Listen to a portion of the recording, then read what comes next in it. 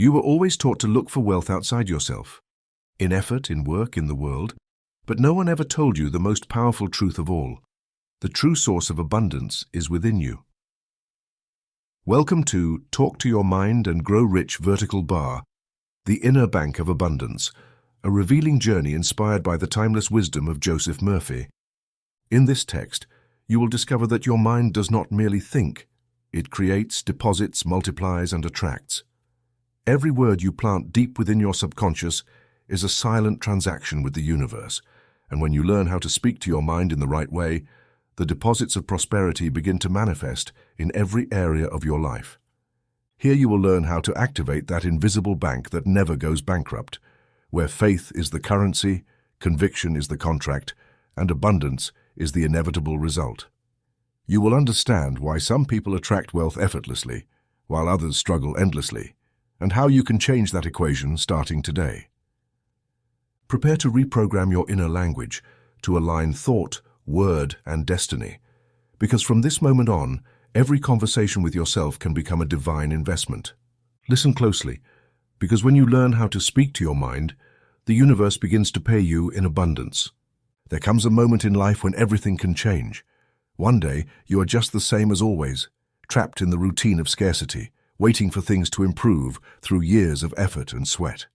Yet, there is a profound, simple, and transformative truth. All external wealth is the faithful reflection of an inner cause. It doesn't matter the country, the family, the history, or the circumstances. Abundance or limitation is not dictated by chance. It is the fruit of the mental image you hold in the secret sanctuary of your mind. For centuries, people have believed that economic progress is always slow, arduous, almost painful. But look at nature. Bamboo grows underground for years before shooting up toward the sky in just a few weeks. The same happens with your financial life. You may notice gradual progress, yes, but there are moments when life takes a sudden turn, as if an invisible door has swung wide open. This turn is what I call the financial quantum leap. What is a quantum leap? It is the sudden change in your economic level that occurs when your subconscious accepts a new self-image without resistance. It is not a matter of luck, special talent, or being in the right place at the right time. It is the fruit of a radical change in your inner identity. You move from seeing yourself as poor and limited, someone who struggles to feel worthy deep down, to a legitimate channel of infinite abundance. It is at that moment that the external reality, docile and obedient, reorganizes itself to reflect your new belief. Think of biblical stories, the multiplication of the loaves, the miraculous catch of fish. They were not the result of months of effort, but of a sudden shift, a human mind aligned with its inner presence, with the inexhaustible source. The master did not multiply bread by counting grains of wheat. He saw abundance as a law, here and now. When your mind aligns with that presence, the financial miracle happens immediately, without delay or human logic. Throughout this book, you will discover that I do not speak from theory, but from applied spiritual science. You will find decrees that reprogram your subconscious, visualizations to create the image of your new level, real stories of people who experience these leaps, prayers to plant the seed each night, and immersive exercises to train your mind to accept good. I also invite you to keep a results journal where you will note every sign, every progress, every miracle, no matter how small, verifying for yourself that the law is faithful and works. Are you willing to change not only your economy, but your self-concept? Are you ready to leave behind the identity of lack and step into your role as an heir to universal abundance here and now? This book will be your guide and companion. Reading it is not enough. Apply it, live it, make it yours, because the financial quantum leap waits on the other side of a single decision. The decision to accept that your finances can and must change in an instant. So it is, and so it shall be. The financial quantum leap based on the teachings of Joseph Murphy. We've noticed that more than 80% of visitors to our channel are not subscribed. You can support this project by hitting the subscribe button and liking the video. Thank you for inspiring us to keep creating more and better content for you. Before we continue, let me remind you that if you want to learn how to use the law of attraction to improve your life, I've created a completely free guide for you. You have the link in the description. Are you ready to transform your life? Chapter 1, The Law of the Leap, How the Subconscious Changes Levels. There are moments in life when time seems to fold, when what once felt unattainable suddenly becomes a tangible reality. This is not a trick of fate, nor a random stroke of the universe, but the precise operation of an internal, infallible, silent law, the law of the leap. Look at your own experience. Have you noticed how, for years, progress seems slow, like the steady drip of an hourglass? Yet there are days, sometimes a single night, sometimes just a fleeting instant of deep conviction, when everything changes. This is the essence of this law. The subconscious does not work in small measures. It does not climb the mountain of life inch by inch. It receives an image and takes it as a whole. It accepts or rejects it. And when it accepts, the leap occurs and reality responds as if obeying a supreme command. This law manifests in all areas of existence, but it is in the realm of finances where its effect can be most striking. Someone who has lived for years under financial limitation, accustomed to constant effort and painfully slow progress, tends to believe that wealth is an endless uphill climb. But the truth is different. The subconscious knows no steps. It responds to a complete image. Plant the vision of a new level in its entirety, and life will find the way, the shortcut, the invisible bridge for your outer experience to align with that image. Pause and reflect. Isn't this what the Master taught in the parable of the prodigal son? After years of scarcity and misery, the young man did not return home to receive a gradual promotion, measured help, or a small piece of bread each day. His return was a leap. He was received with a ring, a robe, and a feast. In a single day, he recovered all he had lost because, in his heart, he accepted his true dignity. And when he accepted it, life, the law, restored his abundance. The same happens with you when you accept, not superficially but deep within, that you are a legitimate channel of wealth. Let me tell you the story of a man who came to me defeated by debt and despair. For years he had tried to improve slowly, saving pennies, depriving himself of everything, imagining that prosperity was a painful, slow process. I told him, as I tell you now, your subconscious does not count coins. It only recognizes complete images. If you continue sowing the image of the struggling poor man, that is what you will harvest again and again. But if you manage to implant, even for a brief moment before sleep, the clear image of a resolved, abundant, dignified life, then the law of the leap operates. And so it was. Night after night, with discipline, the man began to imagine himself signing checks, receiving good news, living with ease. It wasn't long before an unexpected opportunity lifted him out of the cycle of lack. It was as if a door suddenly opened, he told me. That is how the law works. You may ask, then why doesn't everyone prosper upon hearing this? Because it is not enough to desire the leap. You must accept it. And acceptance is not a superficial mental act. It is a deeply felt conviction, permission granted from the very depths of your being. The subconscious does not obey fearful wishes or hesitant thoughts. It responds to the felt image, the internal picture repeated with faith, certainty, and the natural ease of one who knows the law works. Imagine the process as planting a seed. You do not command the seed to grow inch by inch, day by day. You place the seed, water it, and trust that the miracle of life will make it germinate at the right moment. Likewise, when you impress upon your subconscious mind the image of your new financial level, you must allow it to work. The deep mind will seek the fastest and most harmonious path to manifest that image, sometimes through unexpected ways. I have seen men and women leap from modest salaries to multiplied incomes within weeks. How is this possible? Because, in a moment of silence, in a night of sincere prayer, they allowed their subconscious to accept a different image. One bank employee repeated for 20 nights, "My subconscious now accepts a new level of wealth. My reality responds with divine speed." He did not worry or try to force results. He simply allowed the new image to permeate his being. Soon he was transferred to a branch that opened doors to a promotion he had never considered.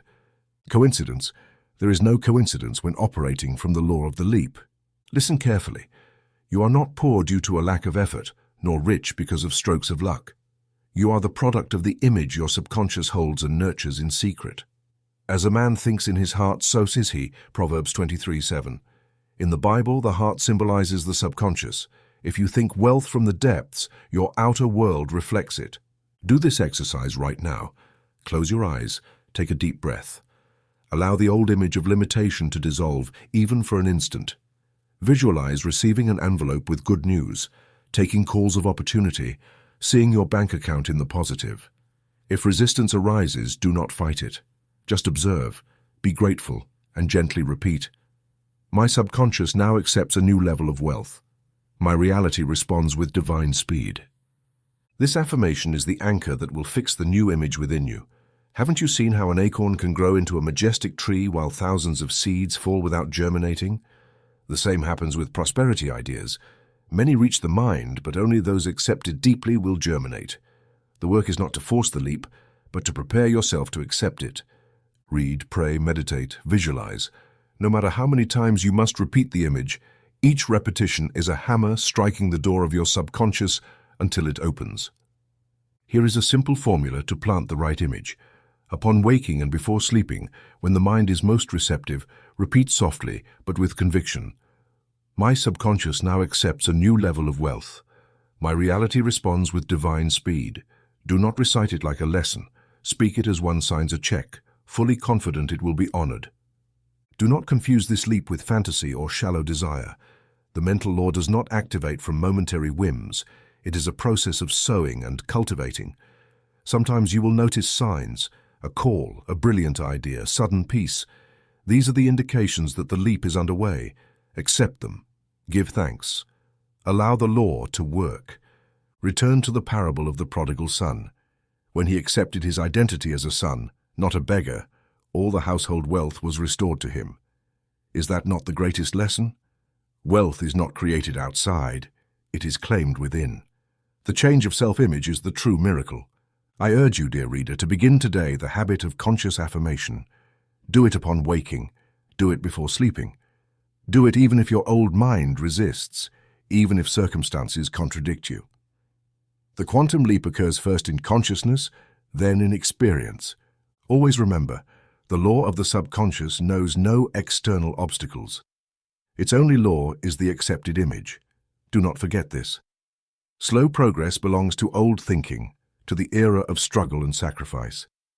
The leap is the gift of new thinking, applied spiritual science, the key to a life of sudden, legitimate, natural abundance. Plant your new image of prosperity today. Water the seed with daily repetition of your affirmation. Give thanks as if the miracle were already real, and watch your life rise to an entirely new level through the perfect order of the inner law. So it is. Chapter 2, The Invisible Ceiling, Beliefs that Set Your Money Limit. On the surface, life seems to be governed by external laws, the economy, salaries, opportunities. But behind every appearance, there is a deeper, hidden law that determines how far you can go in terms of wealth. This silent and powerful law is the sum of your subconscious beliefs about money. Here is where the concept I call the invisible ceiling is born. The invisible ceiling is not found in your bank account, national statistics, or the will of a boss or government. It is an internal limit installed deep within your mind by phrases repeated in childhood, by family examples, by your environment, by experiences that your soul stored like a mathematical formula. It is that inexplicable cap that, the moment you approach it, gently pushes you back, as if a spring were returning you to your starting point. You may recognize this phenomenon in your own life.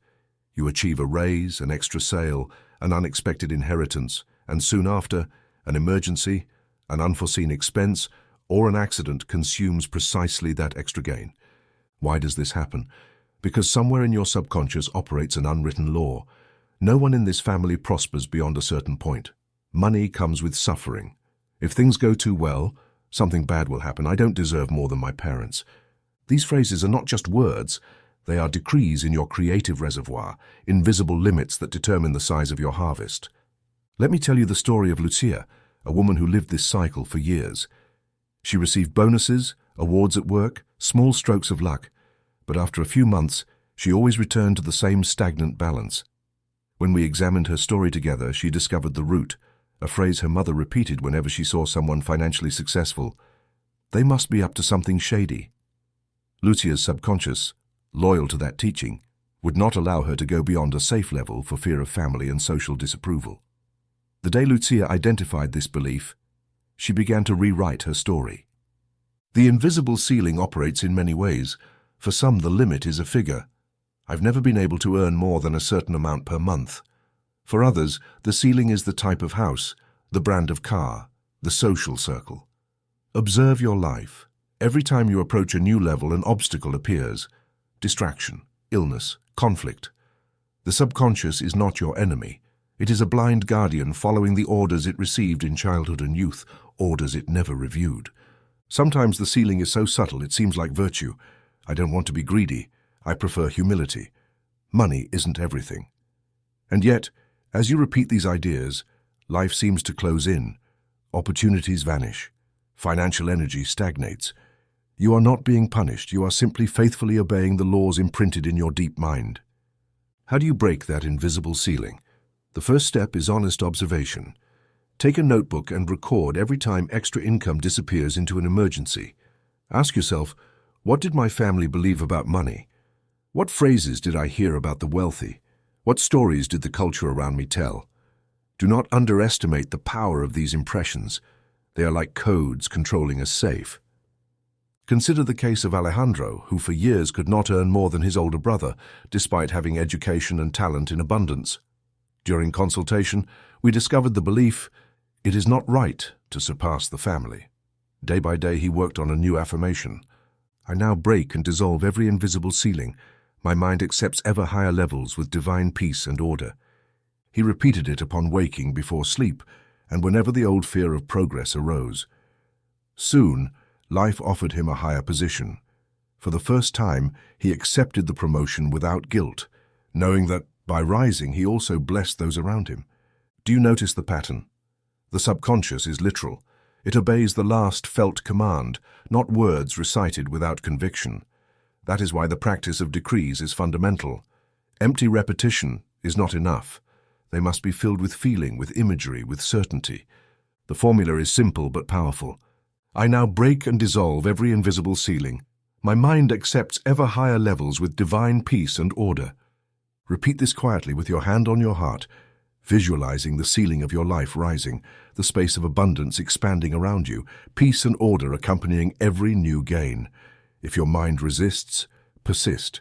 The invisible ceiling is an accumulated suggestion. It dissolves with a new suggestion, repeated and felt. I want to give you a short daily meditation to use every day. Close your eyes, breathe deeply. Visualize a glass ceiling above your head. Observe how, when you touch it with your mental hand, the ceiling cracks gently and then dissolves like mist in the sun. Imagine a warm golden light descending from the sky, filling your body, your surroundings, your home. Repeat silently. Every invisible ceiling in my mind dissolves now. I am free to receive more, to rise, to prosper in peace. Divine law orders my progress. Abundance flows to me and through me, increasing constantly with perfect peace and order. Stay in that image for a few minutes. Feel the lightness, expansion, freedom. Give thanks. Open your eyes slowly and continue your day as if the miracle is already underway. Do this every morning and night. Repetition is what sculpts a new reality in your subconscious. Remember the testimonies of those who broke their invisible ceiling, the man who accepted a promotion after 20 years in the same position, the single mother who doubled her income after releasing inherited beliefs of sacrifice, the young man who stopped self-sabotaging once he understood he deserved more and that his progress was a blessing for all. The mental law is fair and exact. It does not condemn or reward. It simply manifests what you hold as truth in your inner world. If you hold that money comes only through effort, life will respond with difficulty. If you decree that you can prosper in peace and harmony, so it shall be. Remember the words of Jesus, according to your faith, let it be done to you. Faith is habit, repetition, a felt image. I encourage you to adopt the following discipline for 30 days. Each time you notice a limiting thought, this is too much for me. I don't know if I deserve it. Something bad is going to happen. Interrupt the chain and repeat your decree of freedom. I now break and dissolve every invisible ceiling. My mind accepts ever higher levels with divine peace and order. Do this until the decree becomes natural, until the old inner voice falls silent and the new truth takes root. Thus, the invisible ceiling becomes an open sky of infinite possibility. There is no limit for those who free themselves from the prison of their beliefs. Remember, true wealth is not measured by what you possess, but by the magnitude of what you allow yourself to receive. Raise your ceiling, expand your vision, and life will respond with miracles. Your mind is the only architect of your economic destiny. Declare your freedom today and watch the universe hurry to confirm it in your experience. Chapter 3. The image of the new level, creative visualization of wealth. Most people who seek prosperity get tangled in the surface of the image. They think of bills, numbers, or isolated objects. Yet true wealth is never the accumulation of paper or figures. It is an internal state, a mental atmosphere, a way of being that, once accepted by the subconscious, reorganizes the entire outer world according to that vision. Here lies the highest art, creative visualization of the new level. Before moving forward, I want you to ingrain this in your mind. The image is the seed of all manifestation. The subconscious does not reason, calculate, or argue. It obeys the dominant image. If you plant images of debt, anxiety, and limitation, even unintentionally, that is exactly what will multiply in your experience. On the other hand, if night after night you plant the image of a resolved, dignified, prosperous life, your creative mind will find the paths, resources, and people necessary to bring that image into reality. But the image must be alive, complete, and felt. It is not about seeing mountains of money, but about mentally embodying the being who has already made the leap. Ask yourself now, how does that person you imagine living at this new level live? How do they feel upon waking? How do they speak of their projects? How do they handle the unexpected? What environment surrounds them? The key is not in external details, but in the internal change of identity. Consider the words of Jesus. Therefore I tell you, whatever you ask for in prayer, believe that you have received it, and it will be yours. Mark 11:24. Notice the precision of the words. It does not say wish, but believe that you already have it. This is the spiritual science of visualization, living the experience as if it were already real. True faith is prior acceptance, felt conviction, an internal atmosphere ahead of the facts. Let me guide you through a powerful, simple, and transformative exercise. Set aside a few minutes each night, when the mind is most receptive before sleep. Sit or lie down in silence. Close your eyes and breathe deeply. Relax your body, release all tension. Now imagine a screen before your mind. On this screen, project the movie of your new financial level.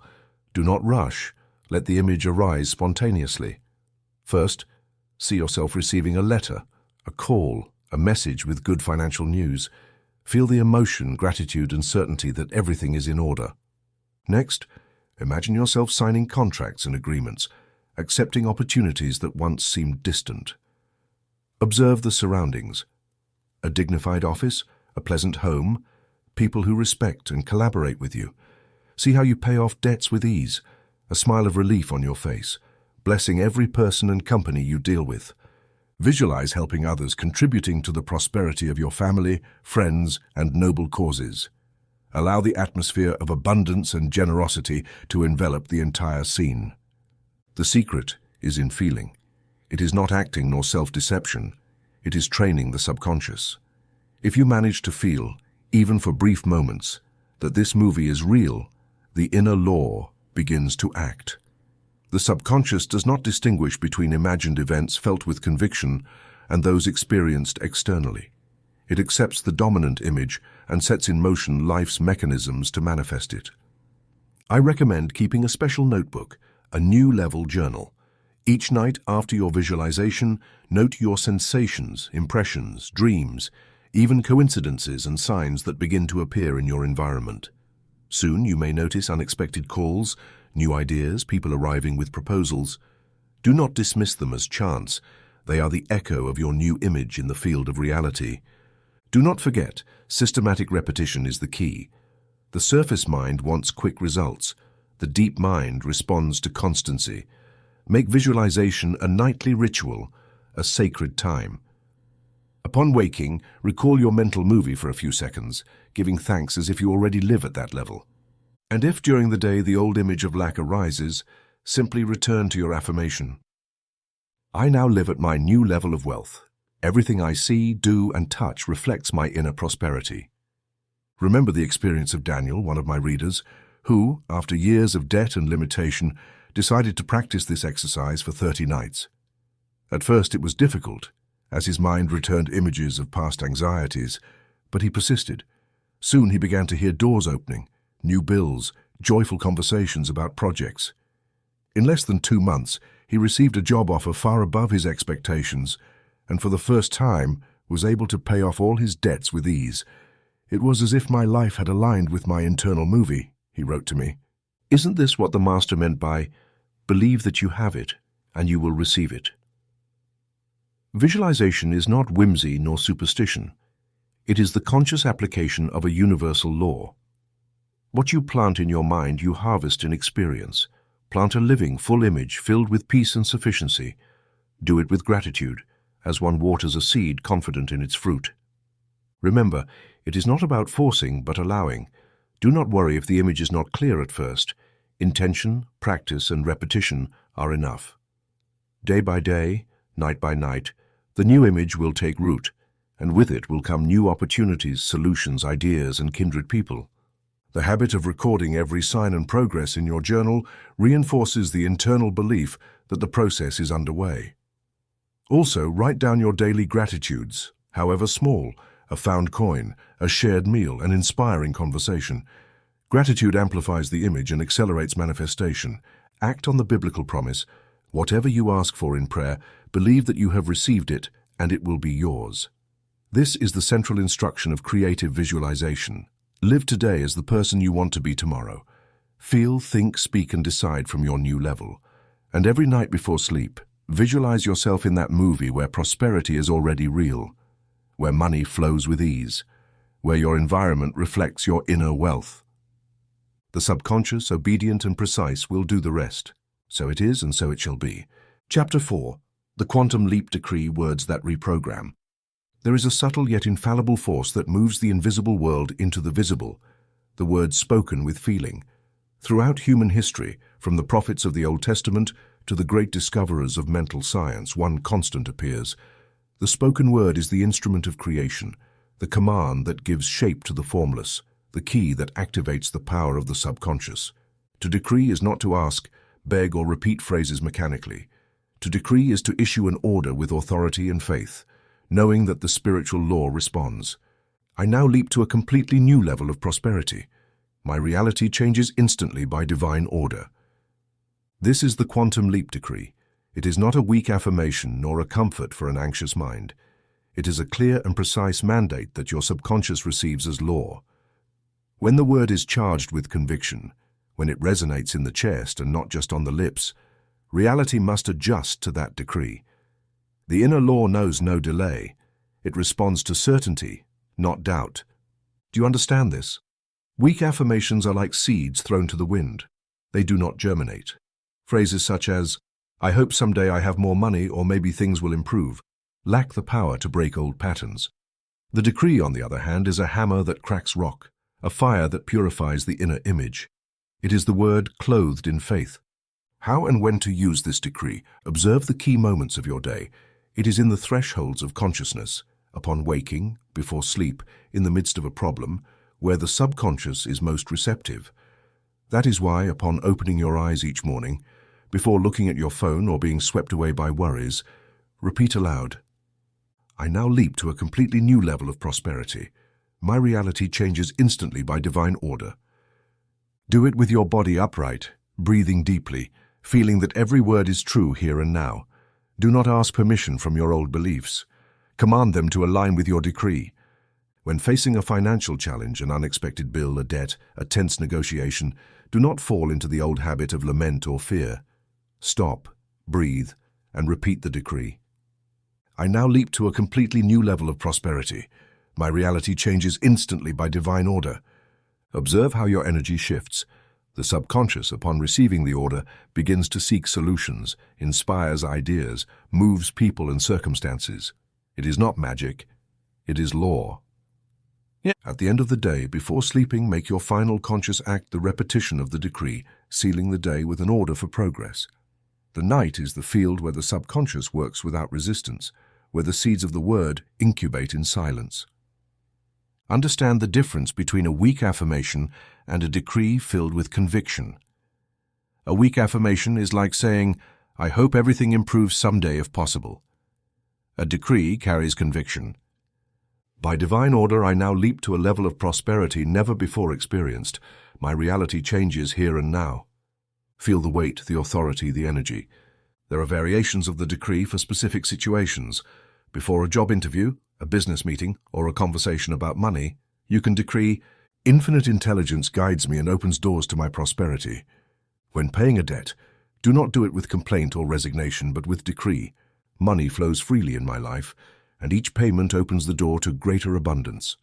I recognize and accept all opportunities of prosperity that the universe presents to me. My life expands by divine order. Let me share the case of Roberto, a man who felt stuck for years. No effort seemed enough. He attended one of my conferences and adopted the ritual of the decree. Each morning, for 5 minutes, he stood in front of the mirror, looked into his own eyes, and spoke aloud with determination. I now leap to a completely new level of prosperity. My reality changes instantly by divine order. The first days felt strange. His mind protested, but he persevered. Within a week, he received an unexpected invitation to lead a project that doubled his income in months. It was as if the world had conspired to carry me to the next level, he wrote. Mariella used the decree before a decisive meeting with her creditors. She repeated for hours, "My reality changes now by divine order. Everything resolves in perfect harmony." Not only did she achieve a favorable debt restructuring, but she also received support and understanding from those who previously pressured her. "I felt the energy of the meeting was completely different," she told me. "These testimonies are not exceptions. They are the reflection of the law in action. What one decrees from the heart and with conviction, the universe executes in unexpected ways." I invite you now to establish a simple yet transformative ritual. Dedicate 5 minutes each day, preferably in the morning, to stand in front of a mirror. Look into your eyes, adopt a proud posture, breathe deeply, and repeat your chosen decree aloud. Feel each word. Allow its energy to flow through your body as if it were the helm that redirects your entire existence. Do it even if you do not feel immediate results. Remember, every great construction begins with a firm act of will. This is your moment to reprogram your life, no matter how many times you have repeated the old story of lack. Today, the word spoken with faith can uproot years of limitation and plant the tree of prosperity. Always remember, I now leap to a completely new level of prosperity. My reality changes instantly by divine order. This is your secret password, your sacred order, the signal the subconscious awaits to initiate the miracle. Declare it, decree it, feel it, and watch the law respond. So it is, and so it shall be. Chapter 5, Total Immersion, Entering the Vibration of the New Level. There is a truth little understood and rarely applied on the path to prosperity. Your outer life will never remain above the internal atmosphere that inhabits your subconscious for long. You can decree, visualize, work, but without reaching the depths of your being, you still feel disconnected from abundance. Your reality will remind you, through situations that pull you back to familiar shores. That is why the quantum leap is not just a matter of words or vivid images. It requires immersing your entire being in the vibration of the new level until that state becomes natural and everyday. I call this total immersion. It does not involve violent effort or reckless spending. It does not mean pretending or boasting. It is about frequenting, with body and mind, the environments that correspond to the economic level you desire until your subconscious, that faithful guardian of the familiar, recognizes that atmosphere as its legitimate home. Remember, possess the land first in consciousness and then in experience, says the biblical law. Everything that enters your physical life is first possessed internally. Let me show you how this principle works through a real case. An administrative employee, tired of the same results year after year, began practicing immersion. He did not have large sums of money, but every weekend he visited luxury hotels. He entered high-end car dealerships, strolled through neighborhoods where houses radiated order, beauty, and prosperity. He did not go to compare or judge, but to calmly observe, breathe in that atmosphere, and soak in the normalcy of that level. At first he felt slight discomfort, a voice within saying, "This is not for you." But he persisted, practicing silent observation and inner gratitude. "Thank you because this exists. Thank you because I can see it. Thank you because this atmosphere is natural for me. Within 6 months, his professional life transformed. He received a job offer from a multinational company with salary and environment perfectly in harmony with what he had visited week after week. Do not underestimate the power of atmosphere. The subconscious learns through familiarity, repetition, and sensory contact. If you only frequent environments of limitation, your mind assumes that is the acceptable ceiling. Yes, by allowing your body and senses to be exposed to environments of order, beauty, and abundance, the old invisible ceiling begins to crack, and little by little your mind accepts new levels as its natural territory. You may say, but what if I don't have money to enter these places? It is not necessary to pay. The law does not require material sacrifice, but mental acceptance. You can sit in the lobby of a hotel, have a coffee in an elegant restaurant, walk along tree-lined avenues, browse galleries, look at shop windows, read architecture magazines. Let the atmosphere penetrate you. Do it without envy, tension, or the tight yearning of an outsider. Do it like one visiting a neighbor's garden, knowing your own garden is on its way. Remember the words of the Master, whatever a man sees and believes in his heart, it will be given to him. Possession begins with consciousness. If you can feel part of the atmosphere of prosperity without struggle or anxiety, your reality will inevitably seek to align with that vibration. The universe does not resist a change in internal atmosphere. It reflects it, confirms it, and materializes it. Accompany this exercise with simple yet powerful decrees. Each time you find yourself in a prosperous environment, even for minutes, repeat mentally, "This atmosphere is natural for me. My life now rises to this level of good." Feel the decree. Allow the energy of the place to envelop you as if bathing in a river of freshness. If the mind protests, if the old fear of "I do not belong" arises, repeat the decree calmly, as if planting a seed in fertile soil. Remember, the subconscious accepts what is repeated with emotion and calm, not with anxiety. Another key is inner gratitude. Observe every beautiful detail, every manifestation of order and abundance, and give thanks silently. Thank you. Thank you because this is possible. Thank you because it exists in my world. Thank you because it manifests more and more in my life. Gratitude is the fertilizer for mental sowing. It makes the seed grow quickly and healthily. The immersion exercise can also be done mentally. If you live in a place where you cannot access certain environments, use your imagination. Walk mentally through mansions, conference halls, successful offices, travel landscapes, bright stores. Feel yourself there, breathe in the atmosphere, converse mentally with people of that level. Your subconscious does not distinguish between the real and the vividly imagined. What you accept internally, life confirms externally. Remember the case of a woman who wished to move to a better house. For months, every night, she mentally walked through the halls, opened windows, decorated the spaces in her imagination. Before long, through a chain of coincidences, the perfect opportunity and resources appeared for her to move into a dignified and beautiful home. This is how the law works. Do not forget that total immersion is not a one-day matter. It requires patience, repetition, joy, and humility. Do it as a spiritual exercise, a weekly walk, a brief meditation, a silent decree. Do not seek immediate results. Seek the internal change of atmosphere. The fruits will follow. Make this commitment for 30 days each week.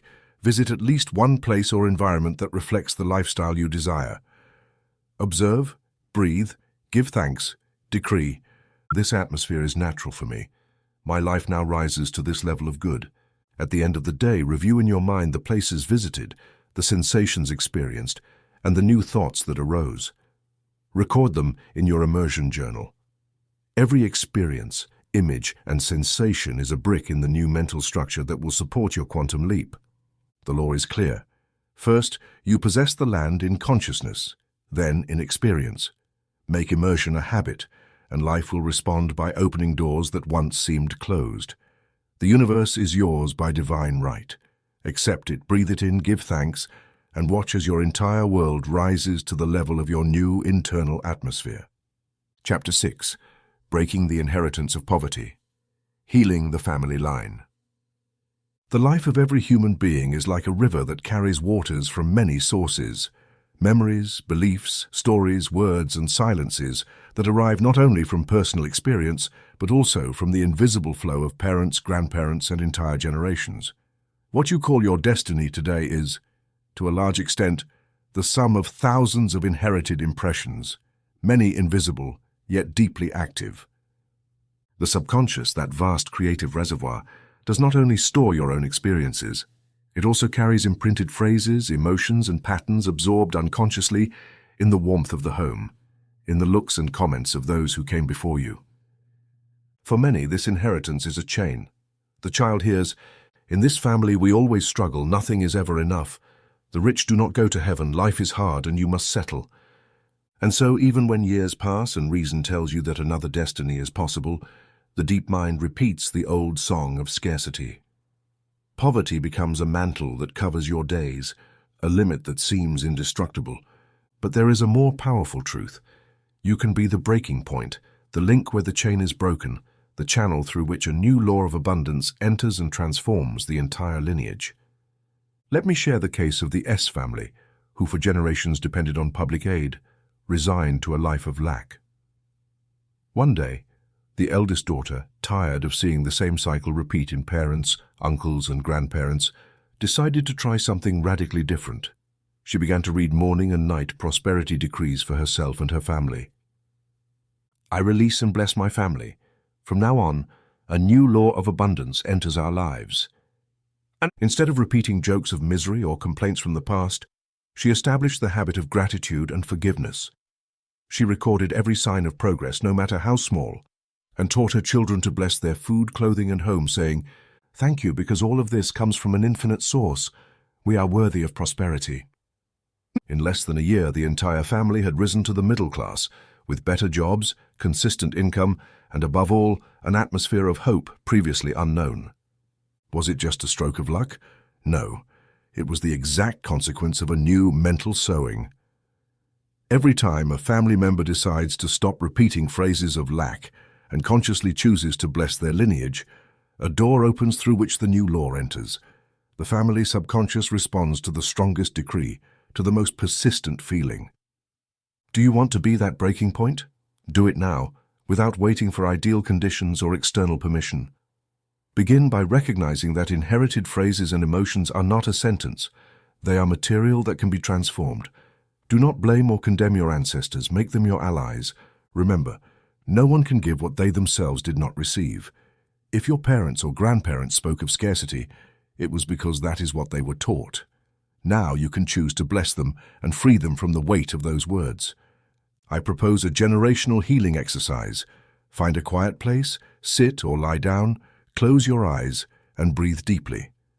Imagine your parents, grandparents, great-grandparents, all gathered in a circle of light. Visualize a golden stream flowing from above, passing through you to them. Say quietly or mentally, "I bless you, Mom. I bless you, Dad. I bless you, Grandma. I bless you, Grandpa. I release you from all guilt or resentment regarding money. I bless you with love and gratitude, and I allow through me a new law of abundance to enter our family." Feel the light envelop each member, the old knots loosening, the sad phrases dissolving, leaving only peace. Remain in this image for several minutes. Conclude by saying, "And now I am the channel of new wealth for all who came before and for all who will come after." Repeat this prayer daily for a week and observe the changes. New dreams, reconciliations, unexpected opportunities. Do not underestimate the power of a determined mind to break the inheritance of poverty. Remember the law: what is forgiven and blessed is healed. Another essential discipline is to stop repeating negative jokes, sayings, complaints, or remarks about money at home or elsewhere. Every word is a seed. Every complaint reinforces the invisible ceiling. Every blessing dissolves it. If you catch yourself repeating inherited phrases, stop and replace them with decrees of good. In this family, we prosper. Money flows here with peace and order. Also introduce blessing decrees for your children or descendants. I bless my children with a mind open to wealth. They are channels of abundance, creativity, and well-being. Write these decrees and place them in visible spots at home. Make them part of daily prayers, before meals, upon waking, and before sleeping. Remember the biblical teaching: You will curse the soil and it will wither. You will bless the seed and it will yield 100-fold. It is not punishment or magic. It is mental law. What you nourish with your word grows. What you deny or condemn dries up. If you wish to take another step, practice conscious tithing, not as obligation or superstition, but as a symbolic act of trust in the source. Set aside a small portion of your income, no matter how much, and give it where you receive spiritual nourishment or see real need. Say, I give and receive in balance. The channel through which I give is the same through which I receive. My family and I are blessed by greater generosity. This simple act, done with faith and joy, opens new avenues of provision and strengthens in the family subconscious the idea that there is enough to share. Do not forget, the true inheritance you leave is not material, but mental and spiritual. Every time you bless your lineage, release guilt, and choose a word of abundance over one of lack, you are shaping a different future for yourself and those who come after. Make the commitment today to be the link where the old chain of poverty is broken and the new law of wealth begins to flow. Forgive, bless, decree, give thanks. Life will respond with signs, opportunities, and miracles because that is how the inner law operates. I release and bless my family. From today, our inheritance is abundance, peace, and goodness. So it is, and so it shall be. Chapter 7. The Employee Who Became an Executive, a Case Study. In life, there comes a moment when the old self stands at the edge of the abyss of change. It is here that theories are tested, and the law of the quantum leap stops being an abstract idea and becomes a living experience. To show you, dear reader, how everything you have learned is applied, I will tell you the true story of a simple man whose journey from employee to executive in 6 months is a living lesson in the power of the subconscious mind. His name was Marcos. He had been working on the production line of a factory for 15 years, performing the same tasks, earning the same salary year after year. Like many, he believed promotions were only for a few, or that he would have to wait for retirement, resigned to routine. But one day, after attending a talk on the power of the mind, he felt a new impulse. Something inside him said, "There is another law, you can jump to a new level." From that day, Marcos decided to live as the person he wished to become. He began by changing his internal image. Every night before sleep, he visualized himself not as just another employee, but as a leader. He saw himself managing projects, making decisions, earning respect. He wrote in a notebook every thought that supported his new identity. I am capable, valuable, worthy of promotion. My mind is aligned with prosperity. Success belongs to me by divine right. At first his mind rebelled. Old voices would appear saying, "Who are you to aspire to more? You have no degree, they will reject you." But he did not stop. He responded with clear decrees each morning before work. I now leap to a level of responsibility and prosperity entirely new. I behave, dress, and speak as the executive I already am in consciousness. He changed his clothing, choosing clean and presentable attire, even if simple. He adjusted his posture and way of speaking, leaving behind complaints and self-pity. Instead of wasting breaks gossiping or criticizing, he studied leadership and management manuals. He carried his notebook with him, noting ideas, solutions, and observations from the day. Each task was performed diligently, as if he already held a higher position. Soon, unfair or difficult situations, extra tasks, negative comments, and unpopular decisions ceased to be excuses for resentment. When assigned additional work, Marcos asked himself, how would an executive handle this? Instead of complaining, he sought the opportunity. Here is a chance to demonstrate my ability. If someone murmured or criticized, he repeated silently, others' opinions do not limit my destiny. I decide my internal atmosphere. Gradually, those around him noticed the change. Supervisors, colleagues, even managers began to seek his advice and entrust him with small leadership tasks. It was not luck.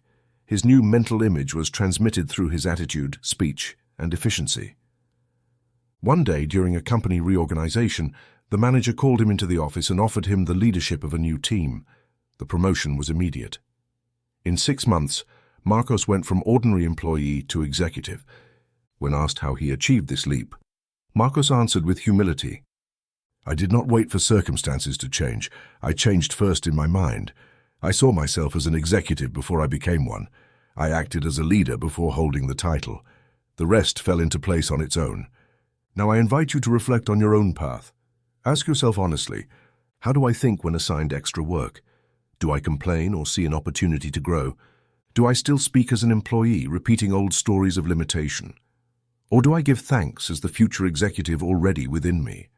Do I keep a daily record of my progress, learnings, and new ideas? Take Marcus's notebook as an example. Start today by writing 3 thoughts daily, aligned with your new professional image. Record 1 daily action reflecting your future level, however small. A friendly greeting, a proposal, a solution. Before sleep, visualize receiving news of your promotion, giving thanks, sharing with your family, celebrating your inner achievement. Adapt this plan to any occupation or profession. The principle is universal. If you are a teacher, imagine the ideal classroom, the respect and the voice in your work. If you are a shop owner, visualize the flow of satisfied customers, the growth of your store. If you are an artist, mentally live the applause and recognition. If you are a student, see your successes, the new knowledge, the confidence in every exam. The secret is to plant the internal image first, act according to it, and then harvest the external manifestation. Marcos's story proves that the quantum leap does not depend on degrees, age, or contacts.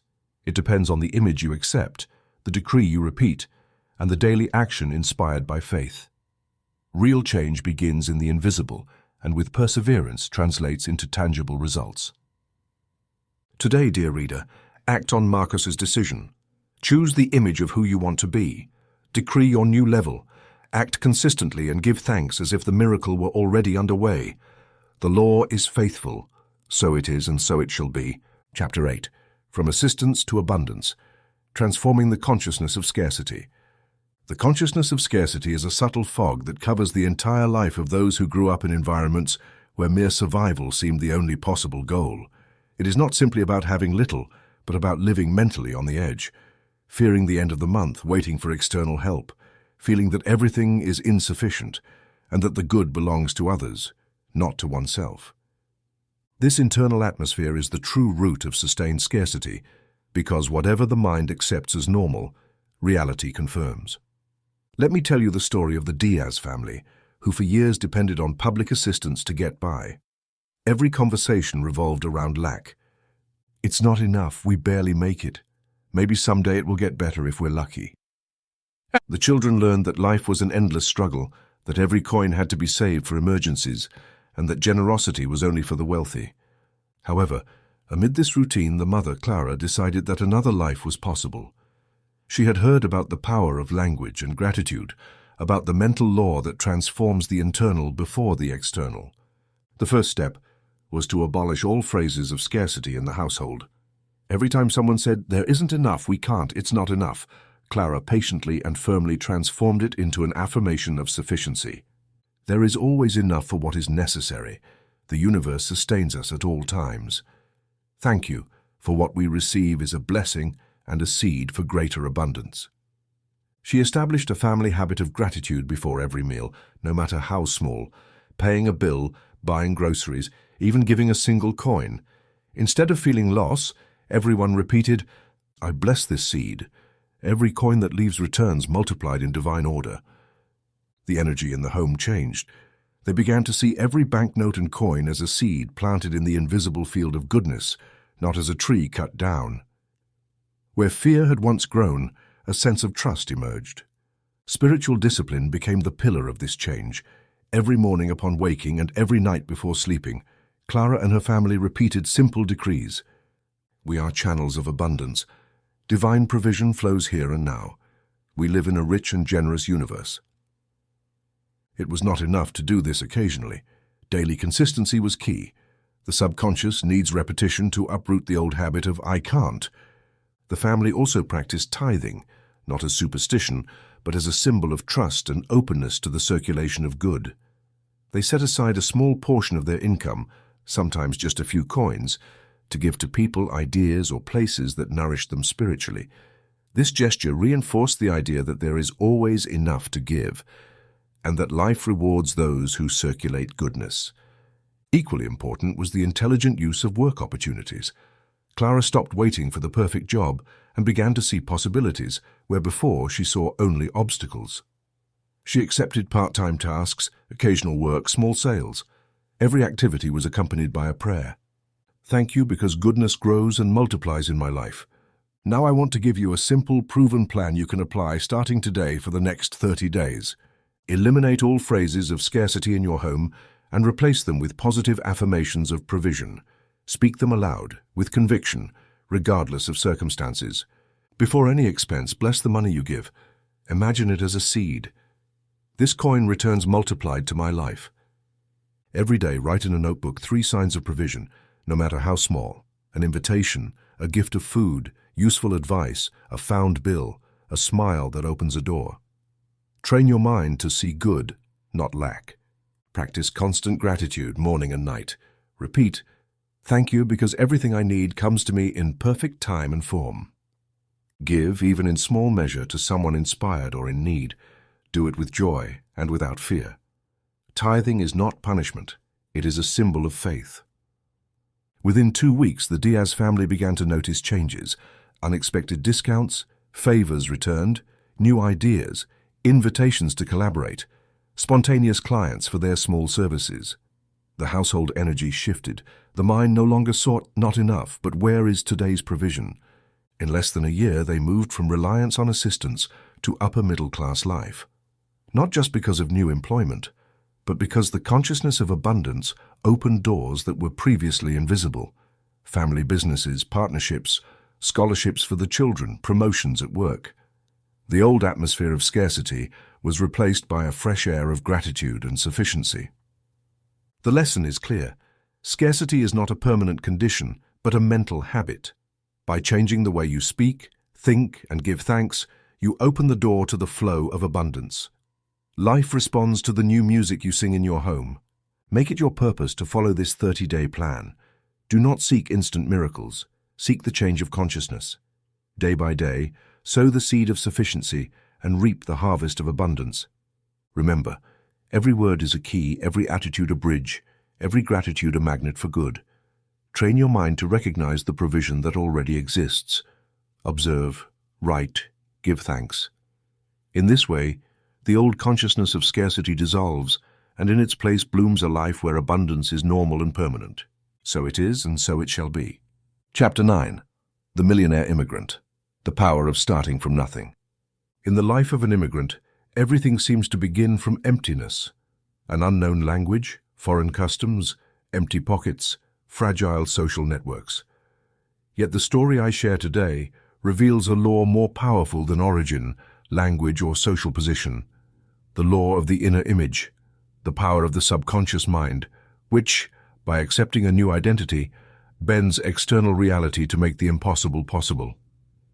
Many have heard of Juan, a common name for an extraordinary man, who arrived with nothing but his hands and a burning desire to prosper. The city was vast, the language a maze, and the first days weighed on his soul like a long night of uncertainty. From the very beginning, Juan decided not to see himself as an outsider, nor as the poor man asking for help, but as a legitimate channel of good, as the protagonist of a story of triumph. He never allowed external lack to dictate his internal atmosphere. Each night, before sleeping, he prayed, "Infinite intelligence opens pathways for me here and now. Wherever I am, God provides. Nothing is missing. All good flows to me." It was not a mechanical prayer, but a heartfelt declaration, an image planted in the fertile field of the subconscious mind. The next day, he approached every opportunity with excellence. From the very first job, distributing flyers, washing dishes, tending gardens, his attitude was that of an owner, not a beggar. He greeted people courteously, thanked every coin, and performed his work with diligence and joy. He never spoke ill of the land that welcomed him, nor did he join the lamentations of other immigrants cursing their luck, the weather, or the people. "Every country is what you think of it," he would say. "Sow words of gratitude, and you will reap opportunities." Every night he visualized his business growing. He saw himself receiving satisfied clients, signing agreements, delivering quality services. He imagined his prosperous family, his children studying, his home filled with harmony and abundance. And above all, he repeated tirelessly, "Infinite intelligence opens pathways here and now. Where others see closed doors, I find opportunities. What I seek is seeking me." In a few months, a succession of unexpected events, sometimes disguised as crises, pushed him to start his first small business, a carpentry shop in a borrowed garage. At first, there were hardly any orders, but excellence, punctuality, and a service-oriented attitude soon brought him his first loyal clients. Each time a sale was made, Juan blessed the money received and prayed, "Thank you because this seed prospers and multiplies. Thank you because this business is a channel of good for many." Challenges did arise: unfair competition, legal issues demanding clients, days of doubt. But Juan never succumbed to criticism or resentment. When difficulties appeared, he closed his eyes for a few minutes and decreed, "Infinite intelligence resolves this now. My mind accepts perfect solutions. I obey the inner voice, even if I do not understand the path." It was this obedience to intuition, this willingness to follow inner impulses that often seemed illogical, which opened astonishing doors. He once refused an easy partnership offer because his inner guidance raised a red flag. Months later, the company went bankrupt, but Juan had already been invited to join a larger project, thanks to the recommendation of a former client. Thus, business by business, door by door, prosperity grew naturally, like a tree finding fertile soil where it was least expected. Within 5 years, Juan owned several companies, employed compatriots and locals, contributed generously to social causes, and most importantly, lived in peace with himself and the land that had received him. "The greatest wealth," he said, "is knowing that life responds to what you believe is possible for you, not to what the world declares impossible." His story irrefutably proves that the starting point is never external. It is the inner image you maintain every day. The country, the language, and the contacts are merely circumstances. The law of the quantum leap responds to consciousness, to mental discipline, to the power of decreeing and giving thanks before seeing results. Do you want to activate this power yourself, even if you feel you are starting from zero? Follow Juan's example. Practice a nightly prayer, repeating your decree with faith and gratitude. Infinite intelligence opens pathways here and now. Treat every task, every client, every opportunity, no matter how small, as if it were the key to your new level. Visualize the growth of your life and business. Feel the internal expansion, even if externally it seems still. Never speak ill of the land where you are, nor of those around you. Bless, give thanks, trust. Follow inner impulses even if they challenge logic. Intuition is the voice of the law acting within you. Ask yourself daily, do I see myself as a channel of good or as a victim of fate? Do I bless and give thanks, or do I criticize and complain? Do I honor my intuition or only listen to fear? Remember, the law knows no borders. The only true homeland is your state of consciousness. Make your mind a country of opportunities, and life will align in your favor. So it is, and so it shall be. Chapter 10. Signs that your quantum leap is near synchronicities and shifts. When the subconscious mind is about to accept a new level of good, life begins to send clear signals, like invisible bells announcing the arrival of what you have sown. Those who understand spiritual law know that just before manifestation, the universe moves quickly, sometimes with apparent disorder.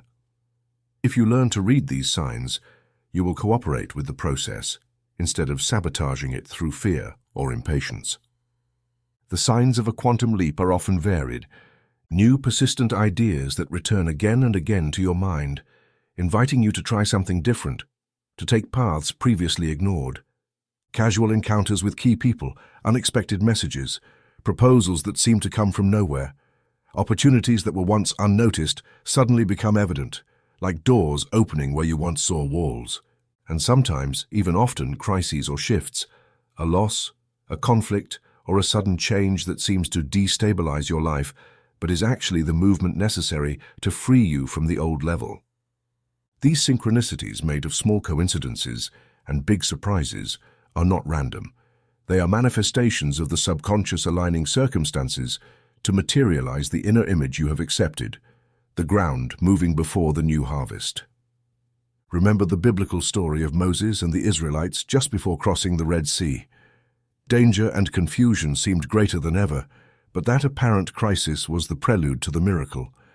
Likewise, in your life, what seems like chaos or loss may be the unmistakable sign that your leap is underway.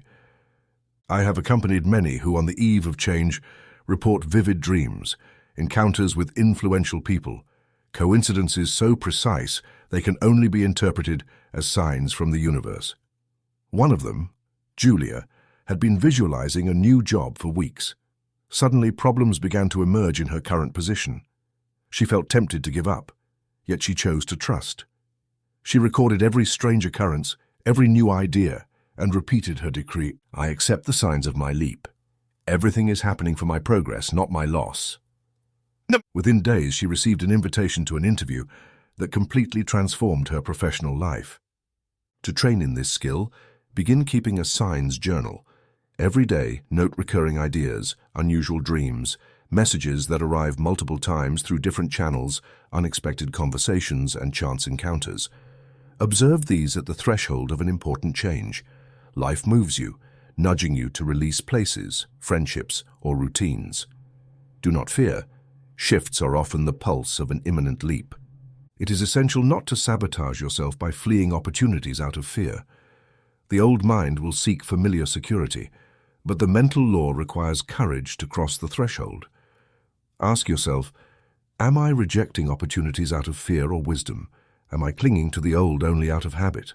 Do I recognize crises as doors to advancement or as punishments? If a crisis appears, repeat the decree, "I joyfully accept the signs of my leap. Everything is happening for my progress, not my loss." This will align you with the flow of good and help release resistance. Let me share the case of Ernesto. After months of visualizing his own business, he was dismissed from his job. The old mindset would have interpreted this as failure, but Ernesto chose to see it as a sign. He recorded his impressions, thanked the opportunity to start something new, and that very month, an old friend invited him to join a project that exceeded all his expectations. This is how the law operates. Before the leap, something must break, shift, and make room for the new. It is also common to experience dreams of moving, flying, traveling, or symbolic conversations with authority figures. These dreams are not random. They are the subconscious announcing the change. Record them, meditate on them, and give thanks.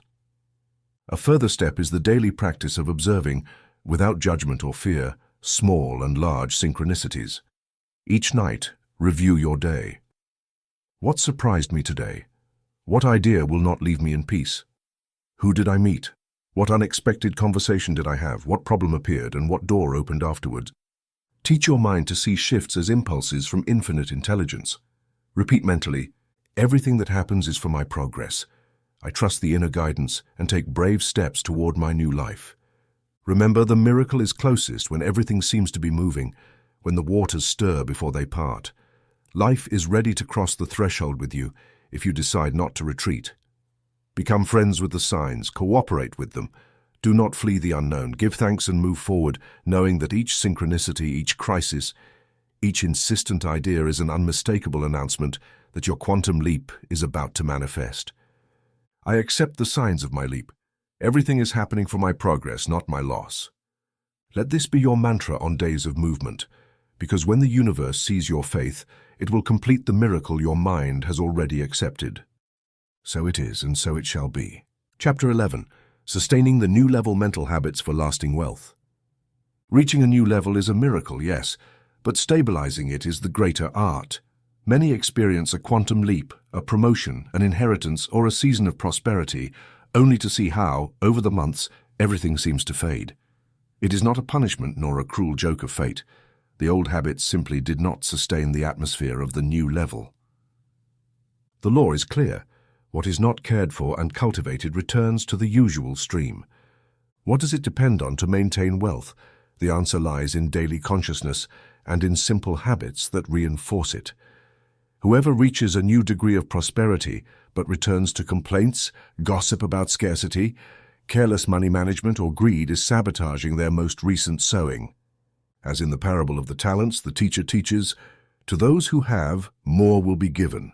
To those who have not, even what they have will be taken away." This is not arbitrariness. It is the law of expansion and contraction.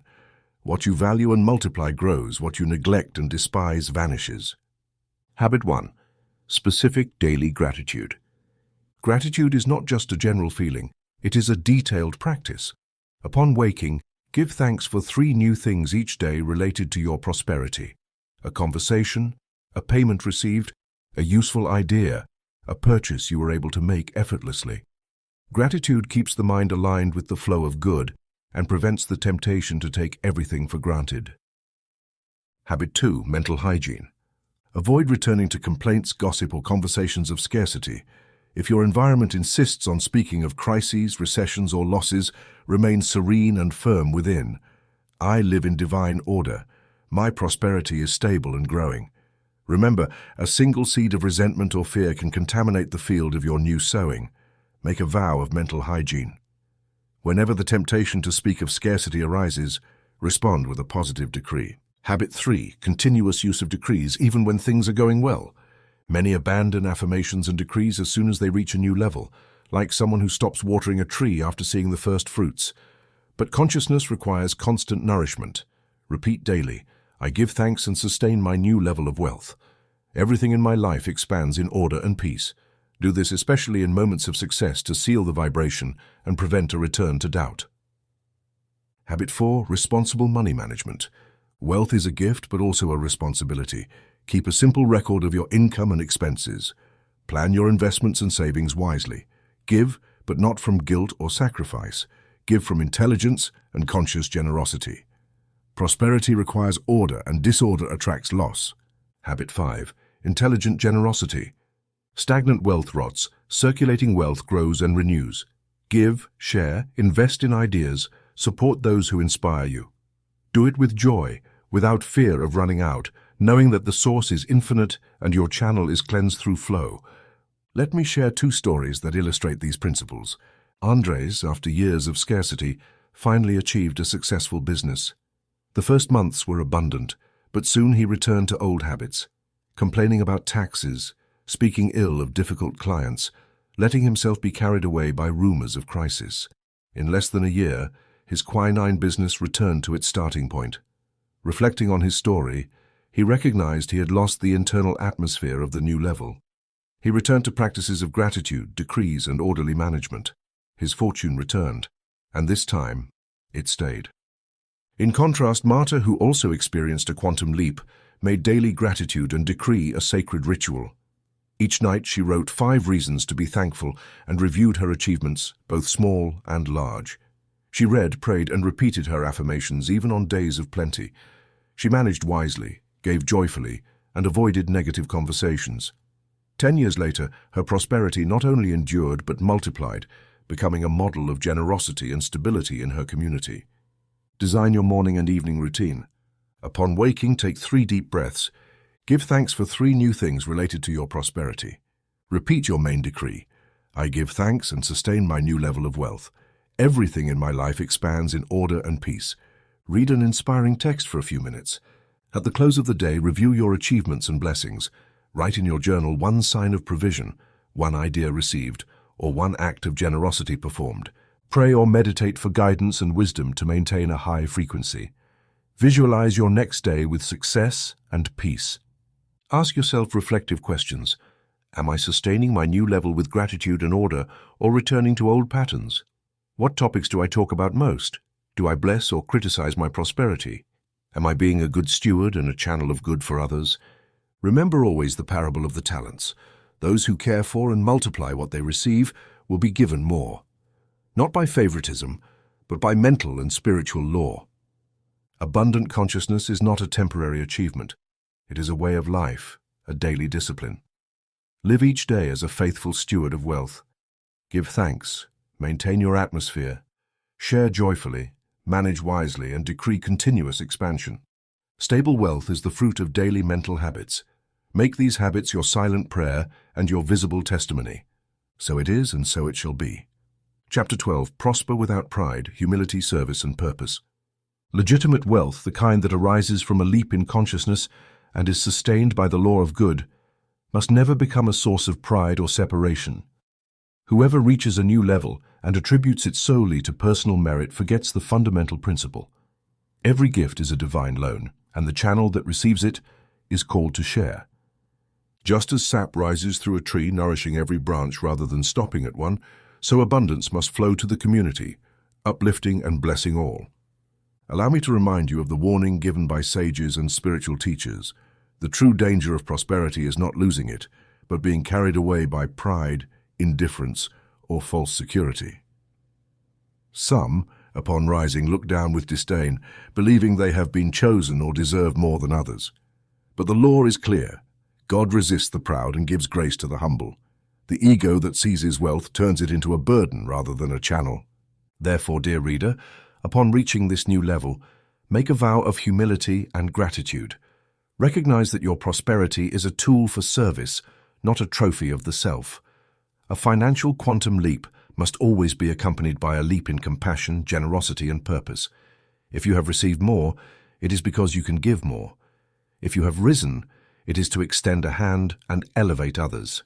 Jesus expressed this timeless truth: seek first the kingdom of God and his righteousness, and all these things shall be added unto you. Matthew 6:33. The center of your life must not be money, but the inner kingdom, peace, faith, love, and trust in the divine law. Money is an instrument, a consequence, an addition, never the goal. When your focus is the greater good, everything else flows in order and harmony. Consciously dedicate a portion of your time, talents, or income to causes that uplift others. Do not wait to have millions to be generous. Begin with what you have: a kind word, an hour of your time, assistance, teaching, a coin. Generosity exercised from a spirit of abundance multiplies what is given and clears the channel for more to flow. This is how cycles of scarcity and isolation are broken, creating an invisible network of mutual blessing. Now, if you wish, make the following prayer to dedicate your financial life to the service of the greater good. Father, Mother, Life, Infinite Intelligence, today I dedicate my new financial life to the service of good. May my wealth be a channel of blessing. May my words inspire, my hands help, my heart share. I give thanks for being a faithful steward of divine abundance. Make me an instrument of peace, generosity, and joy. May everything I receive be multiplied in my surroundings, and may my life be a testimony of your love in action. So it is, and so it shall be. Incorporate the following decree into your daily routine. My wealth is a channel of blessing. I give thanks for being a faithful steward of divine abundance. Repeat it with humility and a sincere desire to serve, not to stand out. Remember, each time you choose to share, you break the illusion of separation and anchor your prosperity on solid ground. I want to leave you with the image of someone living as a living testimony. Your financial story can be rewritten from within, but its highest purpose lies in showing others that a shift in consciousness is possible and transformative. Be a light in your community, not for the shine of material wealth, but for the warmth of your spirit. May your story inspire, your achievements motivate, and your generosity open pathways. Ask yourself daily, how can I serve better with what I have received? In what corner of my life can I multiply the good? Am I grateful and humble before every blessing? Lasting prosperity is lived in humility and shared in service. When your wealth becomes a source of gratitude, when your heart delights in elevating others, the law sustains you, the good multiplies, and life aligns itself in divine order. Thus I close this journey with you. May your wealth be a seed of joy. May your peace be contagious, and may your name become synonymous with generosity and good. Prosper without pride, serve with love, live with purpose. Let your life prove beyond words that a leap in consciousness can rewrite destinies, families, communities, and nations. So it is, and so it shall be. Amen.